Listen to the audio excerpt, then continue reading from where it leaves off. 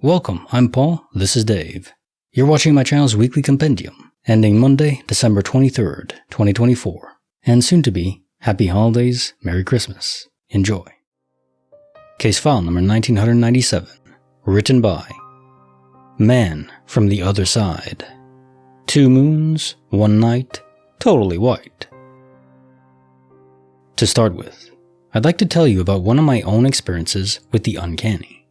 Because despite being a somewhat skeptical resident of the simulation, I know I can't explain everything. And this was the most unexplainable occurrence I've ever witnessed with my own 2 eyes. It was the summer of 2016, one weekend in August. It was the peak of the Perseid meteor shower, and, as was tradition for me and my dad, we had decided to drive out to a hill in the Chilterns, away from the hellish glow of our light-polluted town, to get the best view we could. A perfect stargazing spot we'd been to several times before. My dad is an avid stargazer, and we'd taken his telescope out there before and seen Saturn and Jupiter. But this was the first time we'd gone there for the meteor shower, having previously only viewed it from our garden.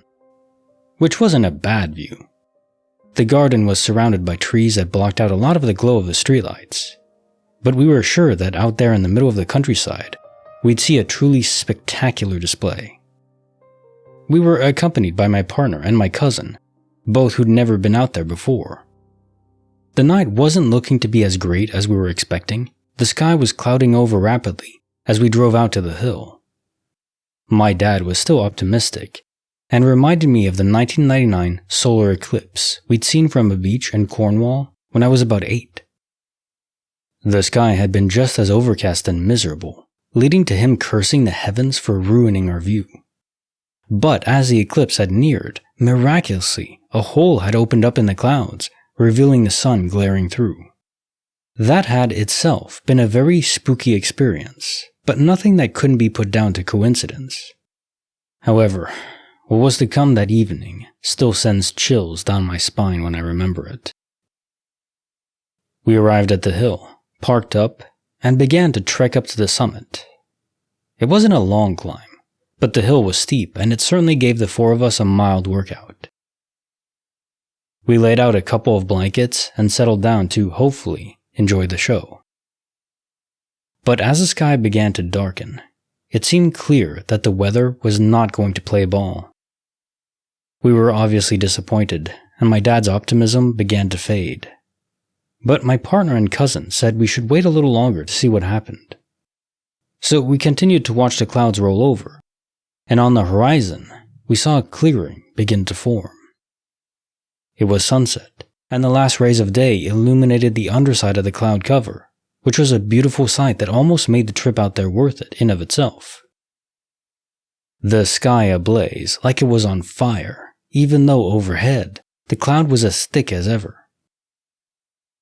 Once the sun had vanished, we also noticed the moon rising on the opposite horizon. A bright silver orb dotted with craters.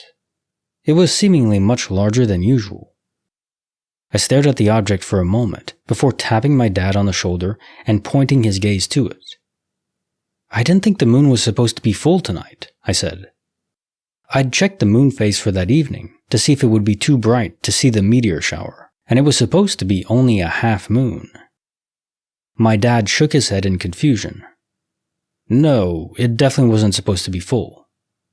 But there it was, the moon plain as day rising over the hills in the distance. I grabbed the attention of my partner and my cousin and directed their attention to it as well. All 4 of us witnessed this enormous, super large full moon making its way towards a cloud cover overhead. There was no mistaking it. Then things took an even stranger turn when my dad called to me and told me to look straight up. Overhead, a hole had begun to open up in the clouds, just like it had happened during the eclipse all those years ago. And there, as to be expected, was the half moon, the real moon. The 4 of us shared confused glances as we looked from the moon above to the one on the horizon, still hanging there. As we all stood there in silence, mouths agape, we watched the full moon in the distance begin to fade, from white to orange to nothing. The real moon above soon vanished back behind the clouds, and we sat for a while, trying to rationalize what we'd all seen. Perhaps a giant spotlight, we thought, or who knows? Really, we could think of nothing that would have been bright enough or large enough for us to mistake it as the full moon. And the object had appeared in the clear part of the sky, not projected onto the clouds as one of us suggested. We soon packed up our things and headed for home, with no hope of seeing the meteors, and all of us bearing the sense of quiet unease after what we'd seen. I spent the next few days researching aerial phenomena, to try and find anything that might have explained what had happened, but to this day I don't know what could have caused this particular vision we'd all shared. To add to the strangeness in the years since, me and my dad have periodically reminded each other of this event, and we both remember it vividly and share this sense of discomfort over it, like we had seen something we shouldn't have. But, oddly, my partner and my cousin have since said they have no memory of this event. They remember our trip to the hill, but nothing about the second moon. If it had only been me who'd witnessed it, I'd have waved it away as some kind of hallucination, which would have been fine by me. But the fact that my dad remembers it, honestly, makes it even more unnerving. I don't think I'll ever forget the night I saw the phantom moon. Case file number 1998, written by Lana Bandicoot. Mirror me at the coffee Jubilee. I work a pretty boring 9-to-5 job in a mid-size office building. Every day, I go to the same coffee shop across the street around 2 p.m. for my caffeine fix. I'm such a regular that the barista, Sam, automatically starts making my order when he sees me in line. On this particular day, I left my office a little later than usual, around 2:15. When I reached the door to the lobby, I realized I'd left my keycard on my desk on the other side of the building. But that was no problem. The secretary, Sarah, signed me out on paper. This happens all the time. As I crossed the street and approached the coffee shop, I saw myself, me, wearing the same clothes, same bag, same everything, standing at the counter inside, chatting with Sam. I froze. My heart was racing, but my brain was like, no, you're imagining this. Maybe it's someone who just looks like you. But then this other me turned slightly, and I got a perfect look at their face. It was my face. Down to the tiny birthmark I have under one eye. I panicked. I turned around and walked back across the street without going inside. My hands were shaking. I kept telling myself it wasn't real, that I must have been overtired or something. But here's the thing. When I got back to my desk and looked inside my bag, the coffee cup was there. The exact same coffee I was planning to order, with my name written on it in Sam's handwriting. I never went into the shop. I never bought the coffee. But there it was, hot and fresh, like I'd just picked it up. I looked up at the clock and the time was still 2:15. The usual time I'd get back after heading over and grabbing my coffee. But I'd definitely been outside for longer than a minute. It was like my timeline diverged. One version of me had split away at 2 p.m. and gone to grab the coffee, while I had stayed behind. And then when returning to the building, our timelines had merged again. Even scarier than this, though, which one had I been at the time? Was I the original me, or was I some kind of duplicate for that time? I spent the rest of my workday just feeling very off about the whole thing. I didn't even drink the coffee. It got me to wondering about the stories of shapeshifters or doppelgangers I'd heard in the past. And I had to wonder if this is where some of those came from. Maybe two timelines split or converge, and you can be at two places at once for a short time. I wonder how many times this sort of thing happens without you noticing. I haven't told anyone at work because, let's be real, they'd think I'm insane. But the secretary at the office does remember me heading out, and she remembers me having forgotten my keycard. But she says it happened at 2, and it even says so in the log where she signed me out. I've gone back to the coffee shop since, and everything's been normal. Though, weirdly enough, Sam didn't remember me coming. The next day, when I went to grab my coffee, He asked if I'd been off sick the day before. So if he never gave me coffee that day, where did the coffee in my bag come from?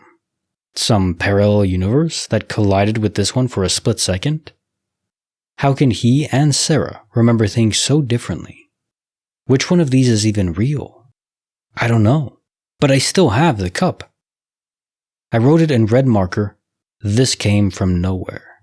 It's in my kitchen cupboard now. I keep checking on it just to remind myself that I didn't imagine the whole thing. What the hell happened? Strange that other people's memories can be affected or altered by these events. Case file number 1999, written by Gold Links 8333. The Jogger's Jinx, coins in a blink. I am a runner, and I occasionally bonk while running, meaning I run out of sugar in my blood and glycogen in my liver and muscles, and feel very hungry and can't run anymore. I take energy gels with me for runs longer than 15 kilometers, but the problem is it sometimes happens during shorter runs. So about 6 months ago, I had this idea that I would tape two $2 coins, I'm in Australia, to my spare key that I carry with me when running. The other key has my car keys, work keys, etc., and is too bulky to run with. This morning, I had to use the money for the first time. I somehow felt hungry only 8 kilometers into my run, and had to buy a banana for $1 from the local petrol station, gas station if you're in the US, nearby. The attendant told me what a great idea it was to carry some money this way while running. I came home and was busy all day, but this afternoon I wanted to take the dog out for a quick walk. I then thought I'd retape the two $2 coins back onto the key before I left, and proceeded to do so before taking the dog for a walk. The tape dispenser was on its last bit of tape, but there was enough to get 2 or 3 turns around the key, so it was secure. When I returned just 15 minutes later, I opened the door with the spare key, and had a strange feeling. The 2 coins securely taped onto the spare key were gone. This completely dumbfounded me. I've lost stuff before and blamed a glitch in the Matrix, before it turned up where I left it and forgot about it. But here I'm talking about taping 2 coins onto my spare key, leaving the house, returning home in 15 minutes, and finding them gone. They would not have slipped off or anything. I taped them the same way last time, and had to actually ask to borrow scissors to cut the tape and free the coins when I was buying the banana. It lasted through running an estimated 500 kilometers, but after a 1 kilometer walk, the coins were gone? Normally I'd lose my crap over this, but I find myself strangely calm, and acknowledging there's more to this world than just the physical, visible, and palpable dimension. Case file number 2000. Wow, it's a lot. Written by I Love Tacos 599. 3 or 3:30. This mystery is dirty. Back when I was working at a grocery store when I was 18 years old, I would take pictures of the work schedule for the week. Usually I would remember what time my next shift started, but had the picture as a just in case sort of thing. That day, I knew I started at 3:30 p.m., being the bit of a paranoid person I am. I went to check my phone to look at the picture to confirm. It said 3 p.m. I could not believe my eyes. I felt a bit crazy, and as if I had a memory problem that made me anxious. I had my iPhone screen brightness up all the way and zoomed in, and it clearly showed 3 p.m. I showed my mother the picture, and she confirmed it was 3 p.m. Brand new iPhone at the time, no cracked screen or screen protector, and a clear picture taken in a well-lit room. I drove to work and got there at 3, and I went to look at the schedule, and behold, it said 3:30 p.m. I could not believe my eyes. I go look at the phone again, and it said 3:30 p.m. like I originally remembered. I asked a coworker what it showed on my phone, the same exact picture I showed my mother, and he said 3:30. When I went home, I showed my mom the picture again, and she said she sees 3:30. I told her what happened, and I said, "Remember I showed you this picture, and you said it says 3? She does remember seeing 3, and just brushed it off, saying it was weird. To this day, it still bugs me that nothing like that ever happened again." Case file number 2001, written by A Space Odyssey. Just kidding. Written by Misty W3 Wednesday, City Jeans, and Curious Queens. I, female 27, recently moved to a new medium-large size city, and for the past few weeks, something weird has been happening. There's this one stranger, someone I don't know, have never met, who I keep seeing everywhere. We cross paths in places where there's no logical reason for us to run into each other. Different parts of the city, at different times of day. She's just everywhere. I'll be riding the tram and notice her walking down the street. I'll be waiting for a bus and notice her in a coffee shop. People tend to see other people around a city, I get it. But there's no one else I can think of that I've seen multiple times in this way, and it just feels off. I didn't really clock it as strange until she started carrying the same exact bag as me. It's a Carhartt canvas tote bag. Same color, same style. It's just odd. We've never made eye contact. She's around my age, but we don't look alike. She's just there, always around, never noticing me. I am really interested in the spiritual significance of this. It doesn't feel evil or good, so I'm sort of lost. Case file number 2002, written by Sharp Case 8272, Jibber Jabber, and Paranormal Clamber. I was hanging out with my two younger brothers one cloudy summer day in our shared room. We were all young kids. I was 8, and my brothers were 6 and 4. Our father, being a carpenter, we had this set of beds which could either stack up into a triple bunk bed, or spread out along the floor as 3 small single beds. This afternoon, the beds were spread out in the latter fashion. The middle brother was sitting in the middle of his bed, leafing through some kind of picture book. I'm not certain what I was doing at the time. Maybe walking around the room with an action figure, pretending it was flying or something. All I know is that I was on my feet. My youngest brother was sitting cross-legged on the floor, busying himself with a random assortment of small toys and quietly mumbling to himself. Steadily, his mumbling started getting louder, and he eventually stopped playing with his toys altogether. Instead, he was sitting completely still, staring into the space beyond the toys he was playing with, and continuing to babble gibberish. He, like myself and our other siblings, and probably every child on Earth, was prone to making sounds every now and then. It was nothing new. But there was something off about what I was hearing. None of the sounds were what I was used to hearing. Not the typical cute bullcrap nonsense words of a 4-year-old just having fun. They all seemed so random and harsh and deliberate, and he was just sitting there, staring ahead with a blank expression. Fully alarmed and becoming more scared by the second, I call his name and try to snap him out of it. He immediately fixes his 1,000-yard stare on me and slowly stands up, all the while continuing to babble these strange nonsense words. I looked over to my other brother, who was intermittently looking back and forth between him and me. Not bothering to say anything, but obviously puzzled. Then, my youngest brother took 2 or 3 slow steps towards me, while looking past me and speaking in tongues. The only thing I thought to do was to say to him, "Shut up, that might mean something in another language." Immediately after those words left my mouth, I shot my attention to my other brother, and watched the foot of the bed he was sitting on rise up a couple of feet. As he sensed that he was inexplicably lifting at a tilt, he screamed and the bed dropped back into place. Our youngest brother went back to playing on the floor, this time in silence. My other brother and I were left staring at each other. Throughout the years, we checked back with each other just to make sure it actually happened. None of us buy into religion, superstitions, ghosts, or anything of the ilk, but this instance is something we truly cannot explain. Case file number 2003, written by Kansas Spartan 762, Stars and Scares in the Midwest Airs. Being in the Midwest, you will inevitably see some crap in the night sky that you cannot explain.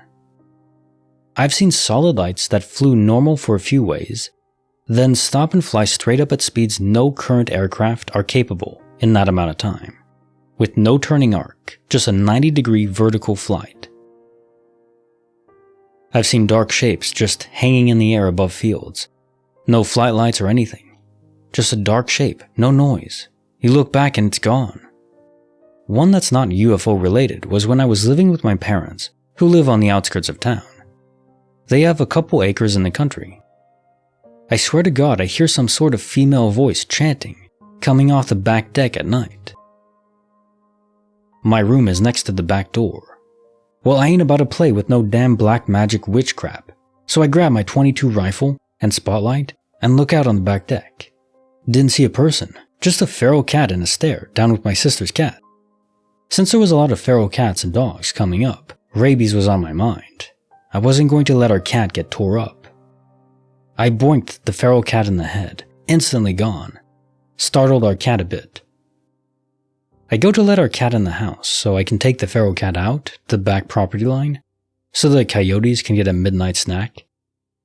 I close the door and I swear I heard a shrill woman's voice on my shoulder whisper, "That was my cat." I freaked the frick out, whipped around, heart freaking pounding literally hard enough it was moving my shirt with the beating. But nothing was there. The night was still and quiet. Not normal for any rural area. Needless to say, I woke my dad up. We got our ARs out and walked the house and buildings. Nothing. I went to get the cat, but it was gone. Blood was still there, but no body. I know it was expired because I always put 2 additional rounds directly into the head of any animal to ensure it's gone. I did so with this cat. Coyotes and birds of prey don't come up on our decks, and they would have been scared off by the shots. I still have no idea what the frick happened that night, but afterwards, I waited till morning to deal with feral animals. Case file number 2004, written by Nameless Cabbage. Massive Shade and the Fear Parade. About 8 years ago, I was staying at my friend's house with my girlfriend. I came home after work, approximately 3 a.m. I lay down and she was still awake. So we began talking, and she started crying. It was the anniversary of her grandfather's death. I wrapped my arm around her and closed my eyes, but I couldn't get comfortable. I stirred and kept sitting up. Something was wrong. I looked through the door, across the hall, and into my friend's brother's room.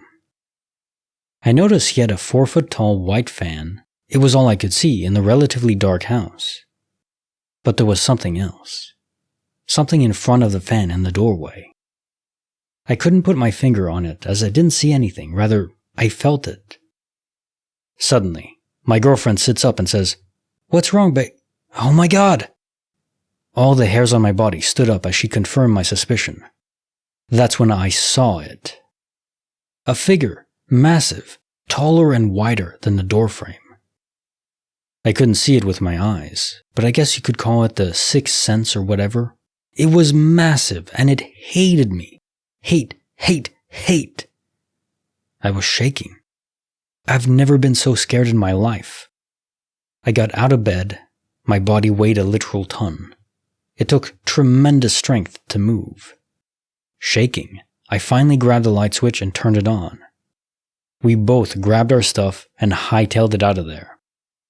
I later told my friend about it, who was dead asleep at the time, and he shrugged it off. About a week later, he and his brother started stealing our stuff, and we left for good. Case file number 2005, written by Puerto Quebolas. Uncle's Rest, Aunt's Unsettling Quest. Around 2012, one of my uncles died from diabetes. He lived with my family at home. The same night, I went to sleep and I had the weirdest dream I've ever had. In that dream, I woke up, opened the bedroom door, and saw my uncle's coffin in the middle of the living room, and my family waiting for the funerary to go to the graveyard.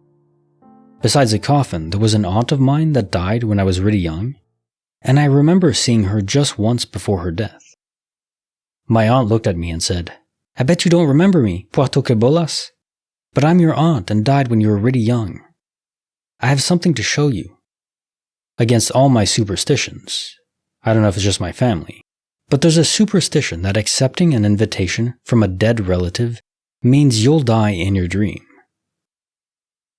I I decided to grab my aunt's hand and get out of the house to get immediately transported to the graveyard, where we were supposed to bury my uncle. My aunt guided me around the graveyard and pointed at a mausoleum. "That's where my parents and I are buried." And then we kept walking. She stopped again at an empty grave and said, "This is where your uncle will be. Don't worry, he's at peace. You need to wake up now, and don't forget to pay us a visit." I woke up, and there it was, the same coffin with the same flowers in the same position. When we got to the graveyard, we followed the exact route my aunt and I took in my dream. We got to the same empty grave. Before leaving, I bought a bouquet from my aunt's mausoleum and left. After telling that dream to my mom, she got serious and said that my aunt was an eerie person with a penetrating gaze, and that everyone in the family suspected she was a witch or something else. Case file number 2006, written by Adeline Cracks. Virus Stroll turns into a quantum roll. In November 2019, before anyone knew about the virus in the UK, both me and my fiancé had it. We didn't know what it was until months later though. It hit my fiancé worse than me, and all she wanted to do was eat pastry. I was actually able to get out of bed, so while I still felt like death, I felt like a walk to the store was still doable for me, especially as I could get the bus home. The walk from the house to the store would take 35 minutes on a good day. I'm chronically ill with fibromyalgia and chronic fatigue syndrome. I promise these small details are important. The walk to the store took me a little longer, as I had to keep stalking to hack up a lung and catch my breath.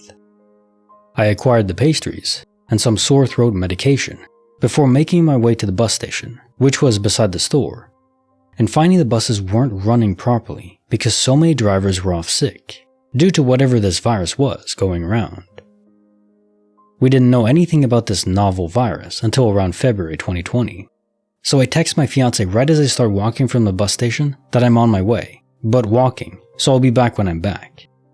She replied almost immediately with an okay, and to take my time. I put in my headphones and started my music, which I remember distinctly was a 10-minute song, and began walking. I remember reaching the edge of the store building and turning a corner, and then I remember walking up the garden path and opening the front door to the house. My fiancée had come downstairs to get a drink and was extremely confused as she saw me. She told me to check the time on the message I had sent. The message I had sent to her to say I was on my way home from the bus station had been sent 6 minutes previous. There is physically no way I could have made it home, an easy 3-kilometer walk. We play Pokemon Go, so we knew roughly the distance, in 6 minutes. Even if I ran, there was no way it could have happened. Even Usain Bolt couldn't have done it. I was also still only halfway through the song that was playing when I set off. I wasn't particularly out of breath. I didn't have a coughing fit upon arrival home, and that walk back always brought me out in a sweat, but I wasn't sweating. The only explanation I can come up with is that I teleported somehow. Case file number 2007, written by ACX Drat. Scared Twins and Tattooed Sins. I, female 21, live in a town of about 50,000 people. Over the last year, I've had people come up to me at work and ask if I just got a new job. Confused, I always say no. A few months ago, my mom called me and asked if I'm in my local pet store where my stepdad is shopping. And I say, no. And my mom sends me a picture of who I even thought was me. I looked at the picture and was wondering if I've lost a bit of weight. I looked good, and then asked her where that picture was from, and she told me my stepdad just took it while shopping. Apparently he thought it was me and walked up to her and started talking to her, only to realize it wasn't me. Here's where it gets weird. I'm covered in deep scars, and the girl in the photo had the same scars as me. I also have a snake tattoo on my right arm. So did she. Same style and everything. She also had the same exact glasses that I wear daily. She was even wearing an outfit I've worn before. Now I have this picture of this woman who lives in my town who looks scarily like me. I want to meet her. I started asking people what her name is and explaining that I have a doppelganger. Her name sounds like Carrie, but isn't. I can't remember what the woman who came into work a few weeks ago said her name was. I don't know if I'm losing my mind, but there's too many coincidences here. I'm a micro-celebrity on TikTok. Do I have a stalker who's obsessed with me and wants to be me? Or maybe an old friend who follows my moves? I sound like I'm going crazy, but even I thought this woman was me. It's been weighing on my mind for months. Case file number 2008, written by What Amy Evans. From the floor to the top with Daniel's help. I have a sister 6 years younger than me, and when she was 3 to 4, she had an imaginary friend who did the typical things you know. Playing together, ask for a plate to be on set at the table, so Daniel could eat with us, buckle him up in the car cause he's coming, and all that. We used to have bunk beds back then, and she got really good at climbing the steps alone. So, when my mom was in the kitchen, cooking or cleaning, she would take the stepladder off and lock it in a closet. But sometimes I would go looking for my sister or my mom would, and she would be on the top bunk, playing with all her toys. We would ask her how she got up there without the steps, and she shrugged and say, "Daniel helped me get up here." You think she was big enough to do it herself, but no, she wasn't. And there were no extra bars to help her climb. So we would ask her to show us how she got up, and she always turned to ask Daniel to show us, and she'd just tell us he didn't want us to know. It was a little creepy. Other things she used to do with Daniel was to get on the kitchen countertops next to the stove. My mom would be cooking, and she could see my sister playing in the living room, so she'd turn around to get a pot or something from the fridge, or whatever, and when she turned back around, there my sister was on the countertop, looking into the pots trying to help with dinner. No cabinet doors open or any noise, he just appeared there. And again when my mom asked her how, she said Daniel helped her up, cause my mom needed help in the kitchen. It was bizarre. She stopped seeing him after my parents did her christening. Who knows if she had an overactive imagination and was great at climbing, or if Daniel was actually always there to help her. But my sister says now, as an adult, that she actually remembers a little boy named Daniel coming by, that he would play with her. She even describes him as having white complexion with blue eyes, and he was always wearing blue jean overalls with a white shirt. Caissons from 1997. 2 moons, 1 night. Totally white. So there have been, rare, to be fair, instances where the moon appears to be a hologram or distorted in the sky. This is the first account I've heard of multiple moons appearing in the sky, one after the other. But then I wonder, okay, maybe there's crossover between parallel universes. I mean, it always does come back to the multiverse, doesn't it? There's different permutations of events and things in different universes, and if they bleed through, well, that could be responsible for doppelgangers, different moon cycles, although that would be a gargantuan difference. That would literally involve a different starting equation for how the moon was formed, which is speculated to be a large body crashed into the planet when it was still forming billions of years ago, and a chunk broke off and eventually formed into a circle via gravity, and that's the moon that we know. So, in this other universe, the starting parameter would have to be different for it to be in a different moon cycle now. Because again, time is concurrent within the same reference frame between parallel universes. Because there's no absolute time, always remember that. But that's something that will never make intuitive sense, I don't think. If you really understand it, I don't think you understand it. So in effect, the biggest glitch is actually that your cousin and partner don't remember it, but your father does. So you're still in the same universe, you and your father. Nothing switched there. Did you switch with your father to a different universe? Maybe, but that's still incongruent, I think. Now time for the joke of the day. My girlfriend said, "You act like a detective too much. I want to split up." Good idea. We can cover more ground that way. Always thinking like a sharp detective. Caissons found 1998. Mirror me at the coffee Jubilee. So this almost reminded me of the movie Fight Club. I guess spoilers, but if you haven't seen it, come on. So in the movie, of course, Tyler Durden has a split personality, and the other character he invented, his mind created, is actually him, but he sees it externalized. And I always wonder, to what extent does that happen in real life? I know people have dissociative states, but to truly recreate an entire human being that they didn't see. Anyways, this is what I was thinking initially, but then you say that Sam, the barista, didn't even remember you going. So it wasn't a state of disassociation where you were seeing yourself across the street buying coffee interacting with Sam. No, this must have been a multiverse shenanigans event where you were seeing yourself in a different universe. In the original universe you didn't go, but yet somehow the coffee from that universe switched over. There's pieces that don't quite fit unless there's multiple instances of diverging multiverses where you saw a different multiverse, somehow the coffee from that different universe came to your bag when you went back to the office. Very disjointed, but that makes it all the more unsettling. Case notes file 1999. Jogger's Jinx, coins in a blink. So it's true that tape eventually fades, the glue on it becomes weaker over time, but this happens so quickly, given the estimate you give, like 500 kilometers it lasting that long. The first time, well, it doesn't really make sense, does it? That these would just fall off. Plus, if it's attached to you, you would have felt it. The hairs passing by. But this does point to something very specific.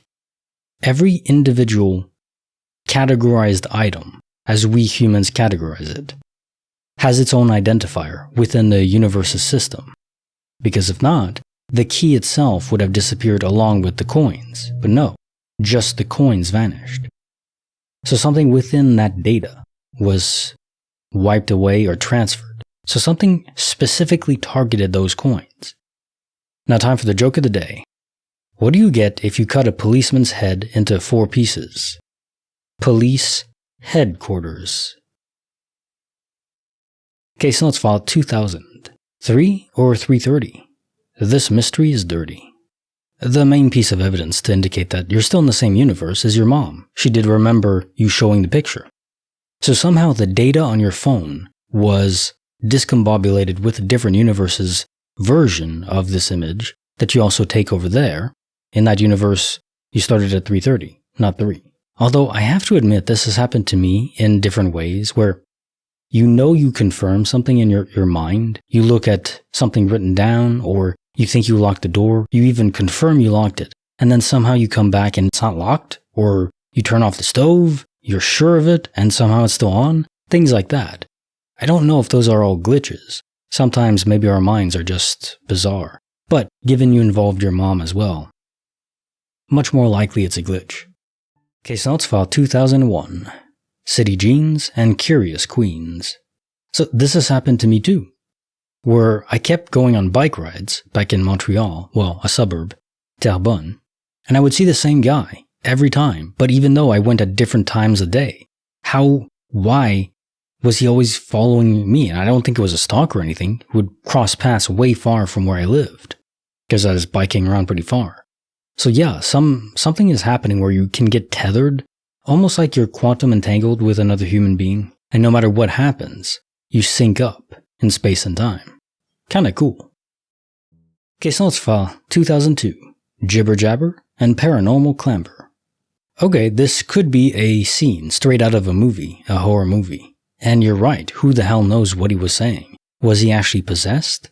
You're also right that yeah, as a kid I used to just spit out gibberish, but it was incoherent gibberish. There's gibberish, but is coherent. Like it could be a language you just don't understand. Like someone speaking Klingon or Sumerian. Something old. Something perhaps not intended to be spoken anymore. I don't really want to think about this one too much. Very creepy. Let's lighten the mood with a joke of the day. I went to a friend's funeral and asked his wife if I could say a word. Of course, she said. So I stood up and said, plethora.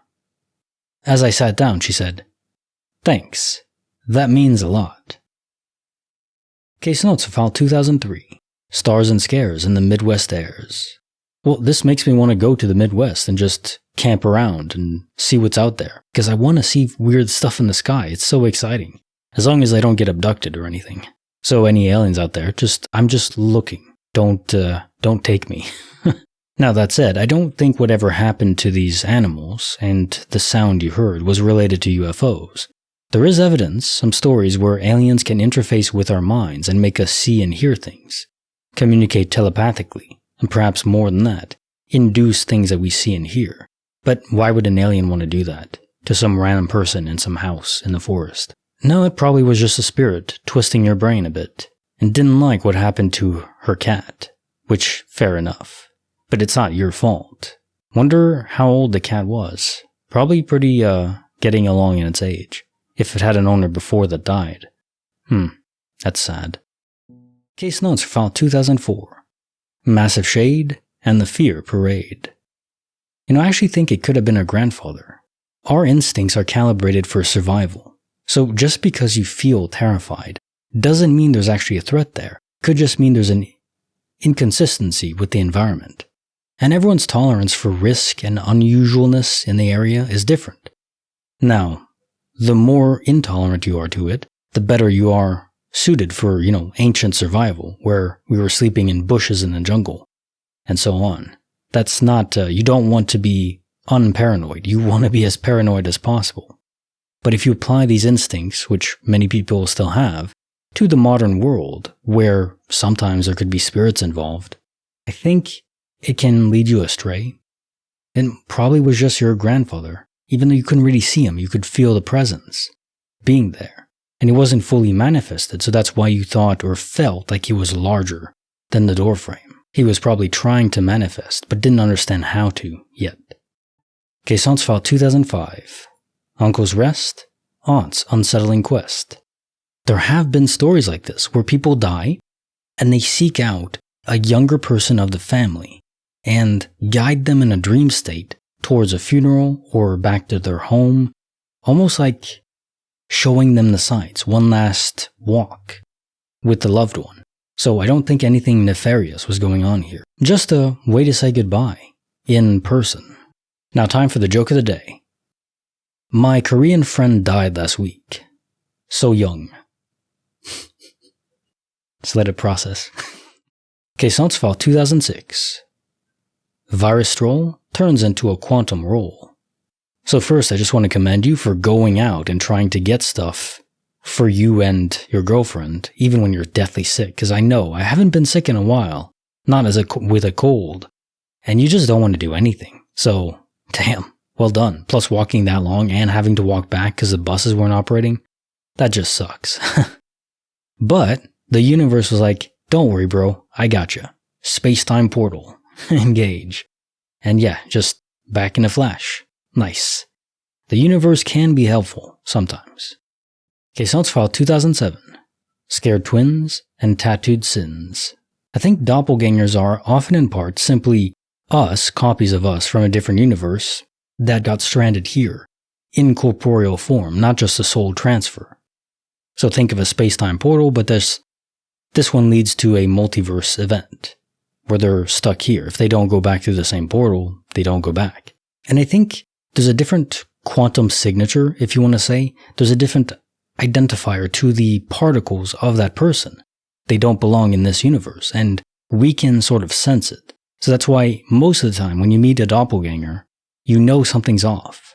You can't put a finger on what it is, but there's a sense of unease about it. Still, if you don't meet them, if you just see a picture, that's pretty cool. And I wouldn't mind just seeing a picture of my doppelganger. Just going about their day. Case Notes File 2008. From the floor to the top with Daniel's help. How many invisible friends, imaginary friends, are just spirits lingering behind? In this case, I'm guessing a younger spirit that died and was still stuck in that area. And obviously they can manifest to individual people, I think inducing within the mind. Because really they're just patterns floating in our minds, very complex, but I suppose if you have the underlying code, when you die, your echo is given the mechanism to use that energy in the brain and just formulate a pattern of itself. So sometimes it doesn't have to manifest in a corporeal sense, or it could take a shower and eat food and stuff like that. I think that's possible too, but it doesn't have to be that way. And that probably is much more energy demanding. If you just appear via the mind, well, that's much easier. And only manifesting corporeally enough to aid the person you're interacting with, like lifting them up to the counter and to the bed and stuff like that, instead of always being manifested. I guess that's much less energy intensive. Now time for the joke of the day. When my wife had pregnancy complications, we asked for an obstetrician that was named Juan.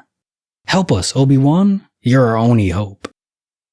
But just hope the Empire doesn't strike back. Like the video, subscribe, hit the bell. Kinetic Symphony signing off.